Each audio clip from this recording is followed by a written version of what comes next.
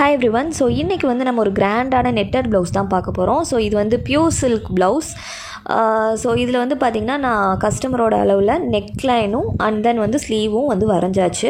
இதில் வந்து நெட்டட் கொடுக்க போகிறோம். ஸோ நான் ஃபஸ்ட்டு நெக்லைன் ஃபுல்லாக வரைஞ்சிட்டு அதில் என்ன டிசைன் வரைய போகிறோம் அப்படிங்கிறதையும் நான் வந்து கம்ப்ளீட்டாக வந்து ட்ரா பண்ணிட்டேன். பண்ணதுக்கப்புறம் இப்போ நெக்லைனில் டபுள் லைன் வந்து நெட் கிளாத் வச்சு அதை வந்து இந்த மாதிரி ஃபிக்ஸ் பண்ணுறேன்.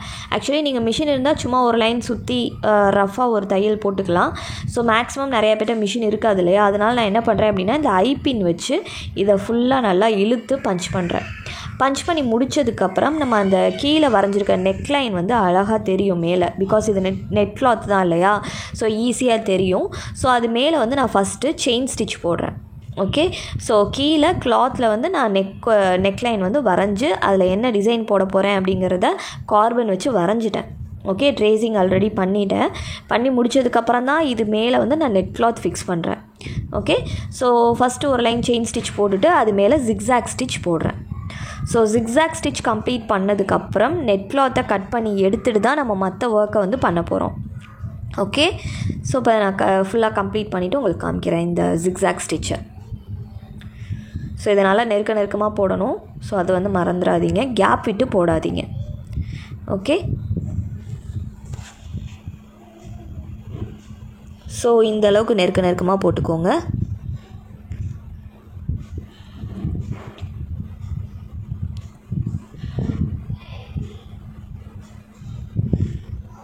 ஸோ இப்போ இது ஃபுல்லாக வந்து ஜிக்ஸாக் போட்டு கம்ப்ளீட் பண்ணதுக்கப்புறம் கீழே நம்மளுக்கு வரைஞ்சிருக்கிறது வந்து அந்த ட்ரேசிங் பண்ணியிருக்கிறது வந்து தெரியும் உங்களுக்கு. இப்போது அதை வச்சு நம்ம மேலே ஒயிட் பென்சில் வச்சு நான் வரைஞ்சிக்கிறேன். பிகாஸ் நான் கீழே உள்ள கிளாத்தை வந்து இப்போ கட் பண்ணி எடுத்துருவேன். ஓகேயா, ஸோ அதனால் ஃபஸ்ட்டு ஒயிட் பென்சில் வச்சு வரைஞ்சிட்டு அதுக்கப்புறம் ஐபின்னை எடுத்துகிட்டு இதை எக்ஸ்ட்ரா இருக்க கிளாத்தை வந்து ஃபஸ்ட்டு நான் கட் பண்ணுறேன். ஓகேயா, ஸோ சிசர் வச்சும் நீங்கள் கட் பண்ணலாம். இல்லை எனக்கு சிசர் வந்து கம்ஃபர்டபுளாக இருக்காது அப்படின்னா இந்த மாதிரி சீம் ரிப்பேர் வச்சும் நீங்கள் கட் பண்ணலாம். ஸோ இது வந்து தையல் பிரிக்கிறது நான் மேக்ஸிமம் நிறைய பேருக்கு தெரியும்னு நினைக்கிறேன். ஸோ நான் வந்து மேக்ஸிமம் எப்போவுமே இது தான் யூஸ் பண்ணுவேன். ஸோ இது வச்சும் நீங்கள் கட் பண்ணிக்கலாம். ஸோ நான் இந்த எக்ஸ்ட்ரா இருக்க கிளாத்தை ஃபுல்லாக கட் பண்ணி முடிச்சுட்டு இந்த ஃப்ரேமை திருப்பி போட்டு பின்பக்கம் இருக்கிற அந்த ப்ளவுஸ் கிளாத்தை வந்து நான் கட் பண்ணி எடுக்க போகிறேன். ஓகே, ஸோ இப்போ இதை கட் பண்ணி எடுத்தாச்சு. இப்போது பின்பக்கம் திருப்பி போட்டு இந்த ப்ளவுஸ் கிளாத்தை நான் கட் பண்ணி எடுக்கிறேன். ஸோ இந்த இடத்துல தான் நீங்கள் ரொம்ப கேர்ஃபுல்லாக இருக்கணும். பிகாஸ் எனக்கே வந்து ஒரு 2 times வந்து ஸ்டார்டிங் டைம்லலாம் வந்து பார்த்திங்கன்னா நெட் கிளாத்தை வந்து கட் பண்ணிட்டேன். ஸோ அப்புறம் என்ன அகைன் நம்ம மறுபடியும் ஒர்க் பண்ணணும், இல்லைனா அதை அட்ஜஸ்ட் பண்ணணும், இந்த மாதிரி நிறைய ஒர்க் இருக்குது. ஸோ ஃபுல்லாக கட் பண்ணி எடுத்ததுக்கப்புறம் நான் என்ன பண்ணுறேன்னா ஜர்தோசியை இந்த மாதிரி சின்ன பீசஸாக கட் பண்ணி எடுத்து கண்டினியூஸ் செயின் ஸ்டிச் போடுறேன். ஓகேயா, ஸோ நார்மல் கிளாத்தில் நீங்கள் ஜர்தோசி கண்டினியூஸ் செயின் ஸ்டிச் போடுறதுக்கே கொஞ்சம் சிரமமாக தான் இருக்கும். அதுவும் நெட் கிளாத்தில் சொல்லவே வேணாம், கொஞ்சம் டஃப்பாக தான் இருக்கும். பட் இது கொஞ்சம் கிராண்டான ப்ளவுஸ் அப்படிங்கிறனால கஸ்டமர் கொடுத்த டிசைனில் இது இருந்துச்சு. ஸோ அதனால் நான் கண்டிப்பாக இது யூஸ் பண்ண வேண்டிய கட்டாயத்தினால தான் இது யூஸ் பண்ணுறேன். ஓகேயா, ஸோ ஜர்தோசியில் கண்டினியூஸ் செயின் ஸ்டிச் போட்டுருங்க. ஸோ இது ஃபுல்லாக வந்து அந்த லைன்ஸ் இருக்குது பார்த்திங்களா, அது ஃபுல்லாக ஜர்தோசியில் இந்த தின் ஜர்தோசி வச்சு இந்த ஸ்டிச்சஸை கம்ப்ளீட் பண்ணிவிட்டு நான் உங்களுக்கு காமிக்கிறேன். ஓகே,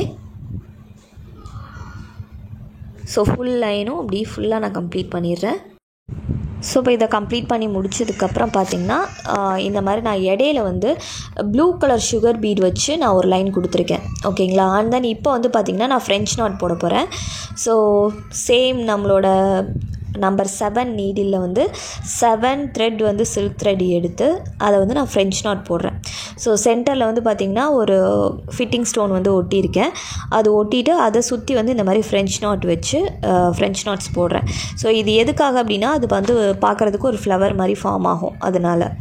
ஓகே, சாரீ வந்து இந்த கலர் தான் ஆக்சுவலி, இந்த டார்க் பிங்க் கலர். ஓகேங்களா, ஸோ அதனால் இது வந்து நான் ட்ரை பண்ணுறேன். ஸோ ஜர்தோசி வச்சு நம்ம ஃபஸ்ட் லைன் ஸ்டிச் பண்ணிவிட்டு இடையில இருக்க லைன்ஸ்லாம் வந்து பார்த்திங்கன்னா அந்த ப்ளவுஸ் என்ன கலரோ அதே கலரில் கிளாஸ் சுகர் பீட் வச்சு ஒரு லைன் போட்டுட்டேன். அதுக்கப்புறம் தான் இந்த ஃப்ரெஞ்ச் நாட்ஸ் போட்டிருக்கேன். இப்போ வந்து பார்த்திங்கன்னா ஒரு 4 mm ரவுண்ட் பீட் எடுத்து அதை வந்து சென்டரில் வச்சு அதை சுற்றி ஒரு லைன் சுகர் பீட் போடுறேன். ஸோ இது எதுக்காக நான் இந்த மாதிரி பண்ணுறேன் அப்படின்னா, அந்த ஒவ்வொரு லைன் ஒரு லைன் விட்டு ஒரு லைன் உங்களுக்கு பார்க்கையிலே தெரியும்னு நினைக்கிறேன். அந்த ஜர்தோசி போட்டிருக்க அந்த ஒவ்வொரு லைனுக்குள்ளேயும் வந்து பார்த்திங்கன்னா நான் இந்த மாதிரி ஒரு லைன் விட்டு ஒரு லைன் வந்து இந்த மாதிரி ஃபில் பண்ணுறேன். அதில் வந்து உங்களுக்கு இடையில கேப்ஸ் இருக்கக்கூடாது. ஃப்ரெஞ்ச் நாட்டுக்கு பக்கத்தில் சம்கியில் ஒரு ஃப்ளவர் மாதிரி பண்ணுறேன். அண்ட் தென் வந்து ஒரு 4mm பீட் வச்சு ஒரு சுகர் பீட் வச்சு ஒரு ஸ்டிச் கொடுக்குறேன். ஸோ இது எல்லாமே குட்டி குட்டி புட்டாஸ் மாதிரி அந்த லைனுக்குள்ளே வந்து கேப்பே இல்லாமல் ஸ்டிச் பண்ணுறேன். ஓகேங்களா, அதுதான் கான்செப்ட், வேறு எதுவும் இல்லை. ஸோ அந்த மாதிரி இது ஃபுல்லாக ஸ்டிச் பண்ணி முடித்தோன்னே அந்த சம்கிக்கு நடுவில் ஃபுல்லாக ஜர்கான் ஸ்டோன் கொடுத்து முடித்ததுக்கப்புறம் இப்போ வந்து பார்த்திங்கன்னா அந்த நெட் கிளாத்தை விட்டு வெளிப்பக்கம் வந்து பார்த்திங்கன்னா நான் சில்க் த்ரெட்டில் செயின் ஸ்டிச் போடுறேன். ஸோ இந்த கலர் தான் வந்து ஆக்சுவலி சாரீ. ஸோ அந்த எட்ஜஸில் வந்து சின்ன சின்ன இது தெரியும் இல்லையா, நம்ம கட் பண்ண நெட் கிளாத் தெரியும் இல்லையா, அதை மறைக்கிறதுக்காண்டி நான் சில்க் த்ரெட்டில் வந்து ஒரு 2 லைன் செயின் ஸ்டிச் போட்டுட்டு 3mm பீடு வச்சு இதில் வந்து ஒரு லைன் அவுட்லைன் கொடுத்துருக்கேன். ஓகேயா, ஸோ இது ஃபுல்லாக போட்டு கம்ப்ளீட் பண்ணதுக்கப்புறம் ஸோ இந்த இடத்துல அங்கங்கே சின்ன சின்ன கேப் தெரியுது இல்லையா, அதில் வந்து 3mm பீடு வச்சு அங்கங்கே என் நாட் போடுறேன். ஸோ இது வந்து கம்பல்சரி கிடையாது, பட் இது போட்டோம் அப்படின்னா நிறையா ஸ்பேஸை வந்து நம்ம கவர் பண்ண முடியும் அதுக்காக. ஸோ இது வந்து கொஞ்சம் கஷ்டமான ஒர்க் கிடையாது, கொஞ்சம் டைம் எடுக்கிற ஒர்க்கு தான், பொறுமையாக பண்ணணும். ஸோ இது ஃபுல்லாக கம்ப்ளீட் பண்ணதுக்கப்புறம் எட்ஜஸில் வந்து பார்த்திங்கன்னா நான் இந்த மாதிரி ஃபிட்டிங் ஸ்டோன், ஐ ஷேப் ஃபிட்டிங் ஸ்டோன் வந்து ஒட்டியிருக்கேன்.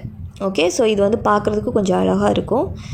ஸோ இது ஃபுல்லாக ஒட்டி முடித்ததுக்கப்புறம் இன்னும் இடையில சின்ன சின்ன கேப் இருக்கு இல்லையா, அதில் வந்து நான் ஒரு சின்ன கட் பீட் வச்சு ஒர்க் பண்ணுறேன்.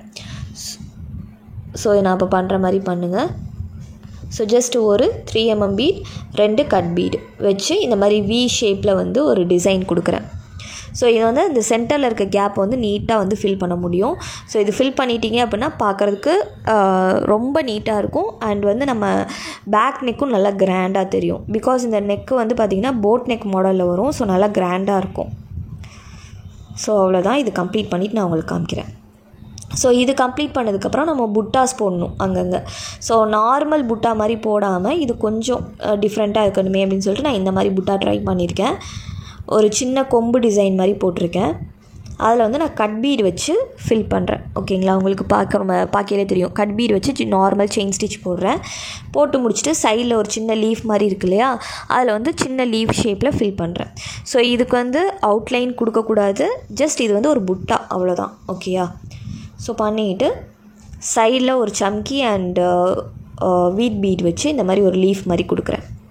ஸோ இது பண்ணி முடித்ததுக்கப்புறம் சென்டரில் இந்த மாதிரி ஃபிட்டிங் ஸ்டோன் வச்சு ஒட்டிடுறேன். ஸோ இது வந்து பார்க்குறதுக்கு அழகாக இருக்கும் இந்த மாதிரி புட்டாஸ் பண்ணிங்கன்னா. ஸோ வந்து பார்த்திங்கன்னா பேக் நெக் வந்து கம்ப்ளீட்டட். ஸோ எவ்வளோ கிராண்டாக இருக்குதுன்னு பாருங்கள். கண்டிப்பாக வியர் பண்ணிங்கன்னா அவ்வளோ அழகாக இருக்கும். ஸோ நல்லா நீட்டாக இருக்கும் இந்த ஒர்க்கு. ஸோ பேக் நெக் வந்து கம்ப்ளீட்டாக இந்த மாதிரி ஃபில் பண்ணிடுங்க. ஸோ இதை விட இன்னும் கிராண்டாக போடணும் அப்படின்னா நீங்கள் இன்னும் கொஞ்சம் எக்ஸ்ட்ரா கூட சென்டர்லாம் ஒர்க் பண்ணலாம். ஸோ இப்போ வந்து பேக் நெக் முடிச்சாச்சு. ஸ்லீவ் சேம் பேக் நெக்கில் என்ன பண்ணமோ அதே தான். ஃபஸ்ட்டு ஒரு லைன் செயின் ஸ்டிச் போட்டு அது மேலே ஜிக்ஸாக் போட்டு நான் இந்த நெட் கிளாத்தை ஃபஸ்ட்டு ஃபிக்ஸ் பண்ணணும். நெட் கிளாத் நல்லா டைட்டாக ஃபிக்ஸ் பண்ணணும். அதுக்கு வந்து நீங்கள் என்ன பண்ணணும்னா ஐபின் வந்து நல்லா டைட்டாக வந்து எல்லா சைடும் இழுத்து பின் பண்ணணும். ஓகேயா, ஸோ ஃபுல்லாக வந்து செயின் வித் ஜிக்ஸாக் போட்டு முடித்ததுக்கப்புறம் எக்ஸ்ட்ராவாக இருக்க கிளாத் எல்லாம் கட் பண்ணி எடுத்துட்டேன்.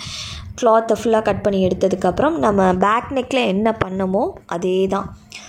ஸோ அதாவது ஃப்ரெஞ்ச் நாட்டு வச்சு ஒரு ஃப்ளவர் மாதிரி பண்ணுறது, அண்ட் தென் வந்து சம்கி போடுறது, அண்டு சென்டரில் வந்து 4mm பீட் வச்சு அதை சுற்றி சுகர் பீட் கொடுக்குறது, 3mm பீடை வச்சு அங்கங்கே ரேண்டமாக இருக்கிற ஸ்பேஸ் ஃபுல்லாக ஃபில் பண்ணுறது, அண்ட் தென் சென்டரில் வந்து இருக்க லைனில் ஒரு கிளாஸ் சுகர் பீடில் ஒரு லைன் ப்ளூ கலர் லைன் வந்து கொடுத்துருக்கேன். ஸோ இதெல்லாம் பண்ணி முடிச்சுட்டு ஃபுல்லாக கவர் பண்ணியாச்சு. பேக் நெக்கில் என்ன பண்ணணும் டிட்டோ அதே ஒர்க் பண்ணியிருக்கேன்.